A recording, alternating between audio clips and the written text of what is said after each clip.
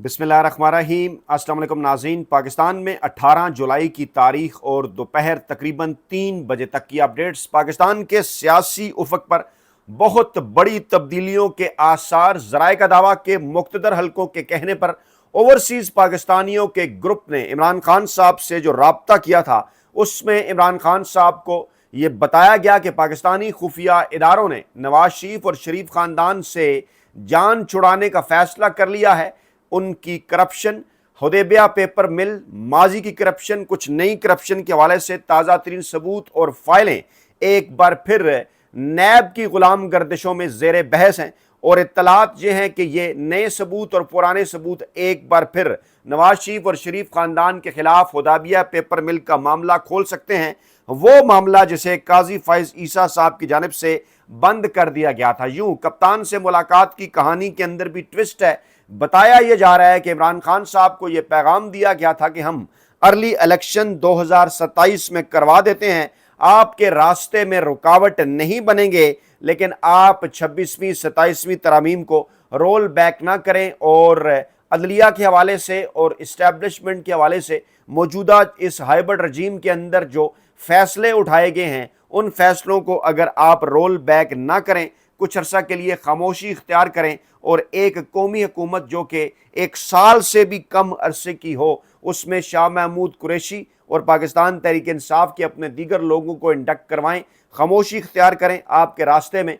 रुकावट नहीं बना जाएगा। इमरान खान साहब को इस डील के ऑफर किए जाने के हवाले से अब इत्तलात ये हैं कि पाकिस्तान तहरीक इंसाफ के हमले के जो हल्के हैं वो भी इसके ऊपर दबे अल्फाज में बात कर रहे हैं। मैं पहले आपके सामने वो तफसीलात रख देता हूँ जो हम तक पहुँची हैं कि कैसे और किस तरह नवाज शरीफ साहब की शरीफ ख़ानदान की करप्शन के हवाले से बात की जा रही है कि किस तरह से मियाँ नवाज शरीफ साहब ने ये सारी कार्रवाई डाली और इदारे अब एक बार फिर इन तमाम मामलात को देख रहे हैं। जी हाँ, पंजाब के वज़ीर आला के तौर पर और बाद में फिर 3 मरतबा वज़ीर आज़म पाकिस्तान की हैसियत में नवाज शरीफ ने खुफिया अदायगियों से हासिल करदा रकूम को जो काला धन था उसको सफ़ेद धन में तब्दील करने के लिए मुख्तलिफ पेचीदा तरीक़ों का इस्तेमाल किया और इन तरीक़ों में से एक तरीका यह था कि किसी करीबी दोस्त के ज़रिए जाली बैरूनी खातों को स्पॉन्सर किया गया। दूसरा कदम इन जाली खातों में बाहर से रकूम जमा करवाना और तीसरा काम इन्हीं खातों से अपने नए कायम किए जाने वाले कारखानों के लिए कर्जों का हसूल था। यानी इंतहाई पेचीदा तरीकाकार। इस मकसद के लिए इसहाक डार साहब ने भरपूर मदद की शरीफ ख़ानदान की और नवाज शरीफ के वालिद मियाँ मोहम्मद शरीफ और भाइयों वज़ीर आला पंजाब शहबाज शरीफ जो उस वक्त वज़ीर आला पंजाब थे, अभी इस वक्त मुल्क के चुनखे वज़ीर आज़म हैं, वो और मरहूम अब्बास शरीफ ने बाकायदा प्लानिंग की और बैरून मुल्क मुकीम अपने दोस्त पाकिस्तानियों में ऐसे बाएतमाद अफराद का इंतखाब किया जो उनकी गैर कानूनी तौर पर भेजी हुई भारी रकूम को उनकी ख्वाहिश के मुताबिक बैरून मुल्क जमा करा सकें और इन मुख्तलिफ अफराद की पसंद करदा जायदादों को ख़रीद सकें और फिर दीगर जो मुतलका अमूर मुकम्मल राजदारी और तकमील के साथ सर अंजाम दें। आज एक खबर कराची से हमारे सामने आई। कराची की अदालत ने अनमोल उर्फ पिंकी के मुकदमे का चालान पेश ना करने पर बरहमी का इज़हार किया पुलिस अफसरान के ऊपर, पुलिस के ऊपर, तफ्तीशियों के ऊपर। और इसी तरह से ये कहा जा रहा है कि वो मामला जो कि लाहौर के अंदर रुका हुआ था, गैर मुल्की ख़वातीन के अगवा का मामला, जिस पर जो है वो जिस्मानी रिमांड दिया गया, लेकिन अब इत्तलात नहीं आ रही कि उन मुल्ज़मान के साथ क्या किया गया, वो तफ्तीश कहाँ तक पहुँची है। इन तमाम तर मामलात को हमें जोड़ कर देखना होगा क्योंकि जिस किस्म के मसाइल का शिकार इस वक्त पाकिस्तान के ताकतवर हल्के हैं, मुल्की और बैनुल-अक़वामी सतह पर ईरान और अमरीका मुसलसल 7वां दिन अमरीका की जानिब से ईरान पर हमले जारी हैं। जवाब में ईरान की जानिब से बहरीन हो गया, उर्दन हो गया, कुवैत हो गया, वहाँ पर जो है वो जो ईरान की जानिब से जो जवाबी हमले हैं वो जनाब जारी हैं। और ऐसे हालात के अंदर पाकिस्तानी इस्टेब्लिशमेंट, जिसे बलूचिस्तान के अंदर भी मसाइल का सामना है, जिसे आज़ाद कश्मीर के अंदर भी मसाइल का सामना है, जल्द अज जल्द पाकिस्तान तहरीक इंसाफ और इमरान खान साहब से मुस्तकबिल के हवाले से कोई डील बनाकर इन तमाम तर मामलात में से निकलना चाहते हैं। बताया यह जा रहा है कि मियाँ नवाज शरीफ साहब ने मनी लॉन्ड्रिंग के मकासद के लिए और शरीफ ख़ानदान ने जावेद कियानी, सलमान ज़िया, मोहम्मद रमज़ान और असगर अली नाम के 4 अफराद का इब्तदाई तौर पर इन्होंने तकर्रुर किया और अपनी सरकारी हैसियत का गलत इस्तेमाल करते हुए नवाज शरीफ ने जावेद कियानी, सलमान ज़िया, मोहम्मद रमज़ान और असगर अली के नाम से हबीब bank AG Zurich branch Davis road Lahore में 3 जाली अकाउंट खुलवाए اور پھر سوئٹزرلینڈ اور دوسرے ذرائع سے ان کھاتوں میں بھاری زر مبادلہ جمع کرایا۔ بعد ازاں ان کھاتوں سے بینک کے ریکارڈ کے مطابق امریکہ کے شہر واشنگٹن میں مقیم نواز شریف کے ذاتی دوست شیخ سعید کو رقوم کی منتقلی کی گئی۔ اس کے بعد میاں نواز شریف نے خاندان کی ہدایت پر جاوید کیانی، کاشف مسعود قاضی، سکندر مسعود قاضی اور نصرت گور کے نام سے بینک آف امریکہ لاہور میں 3 مزید جعلی کھاتے کھولے اور بینک ریکارڈ کے مطابق ڈالر بیریئر سرٹیفکیٹ کی صورت میں سلمان ضیاء کی جانب سے کاشف مسعود کے اکاؤنٹ میں بھاری رقوم جمع کروائی گئیں اور ان جمع شدہ رقوم سے نواز شریف کی حدیبیہ انجینئرنگ لمیٹڈ کو قرضے جاری کیے گئے۔ اس ملک کے ڈائریکٹروں حسین نواز اور مسز کلثوم نواز شریف، میاں محمد شریف اور میاں شہباز شریف اس کے اندر شامل تھے، اور بینک ریکارڈ سے سلمان ضیاء کے جعلی اکاؤنٹ اور شریف خاندان کے اس ملک کا تعلق جو ہے وہ ثابت ہو چکا ہے۔ اور آگے بات کی جا رہی ہے کہ جس طرح سے 90 کی دہائی کے اندر ہزاروں ڈالر، بلکہ کہا جا رہا ہے کہ 3,50,000 کے قریب ڈالر، اور اس کے بعد پھر allied bank stock exchange London کے اکاؤنٹ سے ادائیگیاں، یہ رقم پھر اس کے بعد زیورچ کی ایک فرم کے ڈائریکٹر کے نام سے منتقل کی گئی جو کہ شریف خاندان کے لیے کام کرتی تھی۔ پھر شریف خاندان نے سوئٹزرلینڈ کی فرم کے جنرل مینیجر کی خدمت برطانیہ میں جائیداد کی خریداری کے لیے استعمال کی۔ یعنی یہ سارا معاملہ پاکستان سے لے کے سوئٹزرلینڈ اور اس کے بعد پھر لندن، انگلینڈ تک، یہ تمام تر ڈاٹس اگر کنیکٹ کریں تو پھر نواز شریف اس کے بعد برطانیہ میں جائیداد کی خریداری اور پھر جو ہے ایچ ایم لینڈ رجسٹری کے مطابق 30 کروڑ روپے سے جو ہے وہ 16 اور 16A نمبروں کے فلیٹ لندن میں، اور جناب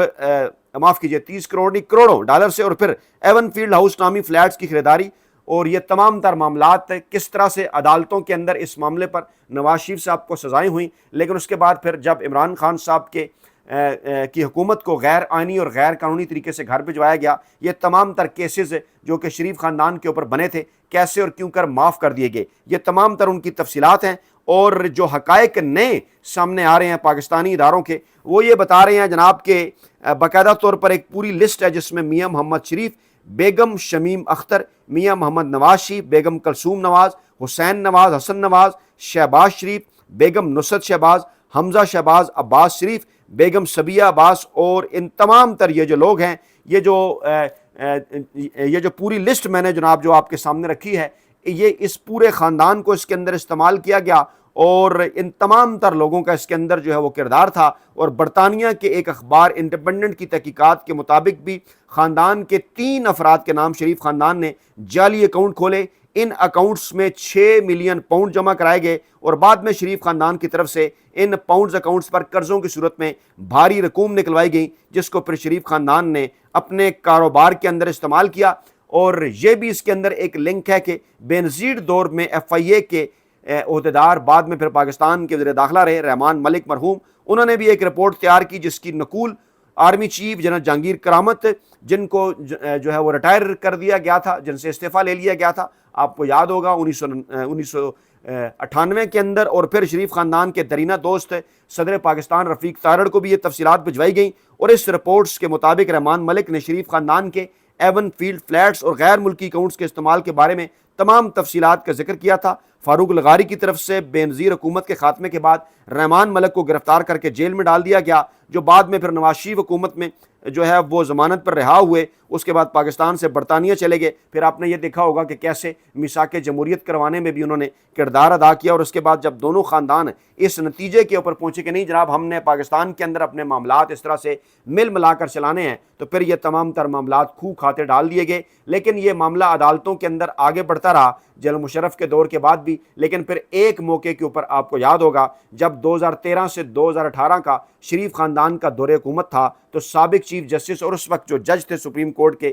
قاضی فائز عیسیٰ صاحب، انہوں نے کچھ مخصوص جج صاحبان کے ساتھ مل کر اس معاملے کو ختم کر دیا تھا، اور لمبے عرصے تک جو معاملہ پینڈنگ رہا لاہور ہائی کورٹ کے اندر بھی اور سپریم کورٹ آف پاکستان کے اندر بھی، اس کے بعد پھر میاں نواز شریف صاحب کی شریف خاندان کی اس معاملے سے اس طریقے سے جو ہے وہ جان چھڑا لی گئی۔ لیکن اب اطلاعات جو ہیں، خبریں یہ پہنچ رہی ہیں، اور عمران خان صاحب کو بھی یہ پیغام پہنچایا گیا کہ جناب شریف خاندان کے خلاف کارروائی ہوگی، اور کچھ پرانے ثبوتوں کے ساتھ ساتھ کچھ نئے ثبوت بھی جو ہیں وہ اکٹھے کیے گئے ہیں۔ ہم آپ کو ایک بار پھر آفر کرتے ہیں کہ ہم آپ کے راستے میں کسی قسم کی کوئی رکاوٹ نہیں بنیں گے، لیکن اب کچھ سوالات اٹھ رہے ہیں۔ آپ کو یاد ہوگا اس حوالے سے بڑی ڈیبیٹ چلتی رہی کہ وہی کام جو کہ پیپلز پارٹی اور مسلم لیگ نواز کے رہنماؤں کی جانب سے بار بار کیا جاتا رہا جب وہ مشکل میں پڑتے رہے اسٹیبلشمنٹ کا ساتھ دے کر، سوال اٹھ رہے تھے کہ کیا عمران خان صاحب اس طرز عمل کو دہرائیں گے؟ سب یہ بات کر رہے تھے کہ ایک نہ ایک دن ایسا موقع ضرور آئے گا کہ ایک بار پھر پاکستانی اسٹیبلشمنٹ کو عمران خان صاحب سے ڈیل کرنے کی ضرورت پڑے گی، اور وہ دیکھ رہے ہیں آپ کہ وہ موقع آ چکا، اور گزشتہ تقریباً 6 ماہ سے زائد کا عرصہ ہو گیا بار بار عمران خان صاحب سے بالواسطہ رابطے استوار کیے جا رہے ہیں اور یہ میسج پہنچائے جا رہے ہیں جس میں کچھ اہم ترین لکھاری جنگ گروپ کے شامل ہیں۔ بار بار یہ کہا جا رہا ہے کہ ہم جو اس وقت پاکستان کے اندر رجیم چل رہا ہے اس سے ہم جان چھڑوانا چاہتے ہیں، اور منی لانڈرنگ کا ذکر کیا جا رہا ہے، اس میں انمول عرف پنکی کا معاملہ ہے، اس کے ساتھ ساتھ اب یہ جو لاہور کے اندر غیر ملکی خواتین کا اغوا، اس کے بعد انہیں پاکستان سے روانہ کر دینا، پھر اس میں اسحاق ڈار کا نام آنا، اسحاق ڈار کے خاندان کے اہم ترین افراد کا نام آنا، یہ ظاہر کرتا ہے کہ یہ منی لانڈرنگ جو کی گئی اسے اب نئے اور پیچیدہ طریقوں سے کنورٹ کیا جا رہا ہے جناب کرپٹو کرنسی کے معاملے کے اندر، اور اس میں باقاعدہ طور پر یہ بھی دعویٰ کیا جا رہا ہے کہ نواز شریف صاحب کے ساتھ ڈیل کرنے والی اسٹیبلشمنٹ کی کچھ اہم ترین شخصیات نے بھی اس سے فوائد حاصل کیے، لیکن ان کے ساتھ بھی شریف خاندان اور اسحاق ڈار خاندان کی جانب سے ہاتھ کر دیا گیا، اور وہ مبینہ ہاتھ کیے جانے کے بعد اب ایک دفعہ پھر مقتدرہ کے حلقے اس نتیجے پر پہنچے کہ شریف خاندان کے ساتھ مل کر نہیں چلا جا سکتا، اور بار بار پیغام رسانیاں شروع ہوئیں۔ میں واپس آپ کو سوال کی جانب لے کر بڑھتا ہوں جو بار بار کیا جاتا رہا کہ کیا ایسے کسی موقع پر عمران خان صاحب پاکستانی اسٹیبلشمنٹ کو، پاکستان کے مقتدر حلقوں کو کوئی سیف ایگزٹ دینے کے اوپر راضی ہو جائیں گے، تیار ہو جائیں گے؟ کیونکہ ماضی میں ہمیشہ اسی طرح سے ہوتا رہا، 90 کی دہائی کے اندر خاص طور پر اسی طرح سے ہوتا رہا کہ پیپلز پارٹی اور مسلم لیگ نواز جو ہیں وہ اسٹیبلشمنٹ کے ہاتھوں استعمال ہو کر ایک دوسرے کے خلاف ہتھیار بنتی رہیں، اسٹیبلشمنٹ ان کے کاندھوں پہ بندوق رکھ کے چلاتی رہی، اور بار بار یہ بات کی جا رہی تھی کہ اب جب یہ موقع آئے گا تو پاکستان کی تاریخ بدل بھی سکتی ہے، پاکستان کی تاریخ دہرائی بھی جا سکتی ہے۔ اور عمران خان صاحب جو کہ اس سے پہلے بھی عوام کے زور بازو پر ہی اقتدار انہوں نے حاصل کیا برسہ برس کی جدوجہد کے بعد، لیکن پھر جس طرح سے عمران خان صاحب کے مینڈیٹ کے اندر انہوں نے دھاندلی کا تڑکا لگایا، جس طرح سے 2018 کے الیکشن کے اندر انہوں نے عمران خان صاحب سے نشستیں چھینی تاکہ عمران خان صاحب سادہ اکثریت حاصل نہ کر سکیں، ان کے ساتھ پھر مختلف الائنسز انہوں نے لگائے جس کے اندر کاف لیگ بھی تھی، جس کے اندر جو ہے ایم کے ایم بھی تھی، جس کے اندر جی ڈی اے بھی تھی، دیگر سیاسی جماعتیں بھی تھی، تاکہ وقت آنے پر جب عمران خان صاحب اسٹیبلشمنٹ کی بات نہ مانیں، عمران خان صاحب اپنے اختیارات کا استعمال کریں سویلین بالادستی کے لیے، تو عمران خان صاحب کی حکومت گرائی جا سکے۔ اور پھر ایسا ہی ہوا، آپ کے سامنے ہے کہ کس طرح سے ان تمام کو جب اشارہ کیا گیا تو جتنی حکومتی اتحاد کے اندر شامل جماعتیں تھیں اور جتنی اپوزیشن کے اندر بھی جماعتیں تھیں وہ سب کی سب مولانا فضل الرحمان صاحب کے پرچم تلے اکٹھی ہو گئیں۔ اس وقت بھی اسی قسم کی صورتحال ہے۔ یہ جو خبریں آ رہی ہیں مولانا فضل الرحمان صاحب کی جانب سے جو بیان بازی اسٹیبلشمنٹ کے حوالے سے کی گئی ہے یہ بھی دو رخی ہے۔ اس کے حوالے سے بھی یہ دعویٰ کیا جا رہا ہے کہ کیونکہ پتہ چل چکا مسلم لیگ نواز کو اور پیپلز پارٹی کو کہ اب وہ قابو میں آنے والے ہیں، باری ان کی ہے، اسٹیبلشمنٹ نے ان سے جو کام کروانا تھا وہ کروا لیا، اس کے بدلے انہیں ایک ناجائز حکومت سونپنی تھی وہ سونپ دی، اب ان کے پیروں کے نیچے سے قالین کیونکہ کھینچنا ہے تو مولانا فضل الرحمان صاحب کو پیپلز پارٹی اور نون لیگ دونوں کی اس بیان کے اندر آشیرواد حاصل ہے جو کہ انہوں نے اسٹیبلشمنٹ کے حوالے سے دیا ہے۔ ایک رائے اور بھی ہے، کچھ لوگ یہ دعویٰ بھی کر رہے ہیں کہ اسٹیبلشمنٹ کچھ معاملات سے توجہ ہٹانے کے لیے مولانا فضل الرحمان صاحب کے اس بیان کو زیادہ تیزی کے ساتھ سوشل میڈیا کے اوپر وائرل کروا رہی ہے، اور اس کے ساتھ ساتھ مولانا عطا الرحمان کا بیان جس میں وہ یہ چیلنج کر رہے ہیں پاکستانی ریاست کو، گویا کہ پاکستانی اسٹیبلشمنٹ کو، پوری کی پوری مسلم لیگ نواز کو اور پیپلز پارٹی کو، اور کہہ رہے ہیں کہ مولانا فضل الرحمان صاحب نے اگر آپ کے خیال میں